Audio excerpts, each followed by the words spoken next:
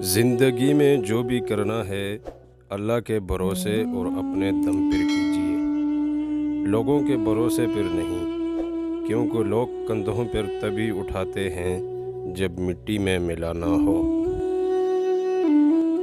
جب زندگی تمہیں بے ترتیب کر کے رکھ دیتی ہے تب اللہ خود تمہیں دعاؤں کو ترتیب دینے کا ہنر سکھا دیتا ہے۔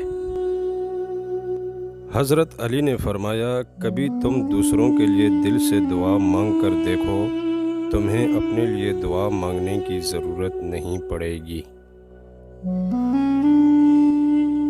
آپ اپنی زندگی سے بھلے خوش نہ ہوں، پر کچھ لوگ ایسے بھی ہیں جو آپ جیسی زندگی جینے کے لیے ترستے ہیں۔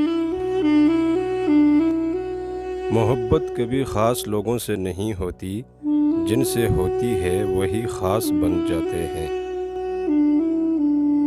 ہمیں اسی سے ڈرنا چاہیے جس کے ہاتھ میں ہماری تقدیر کا قلم ہے۔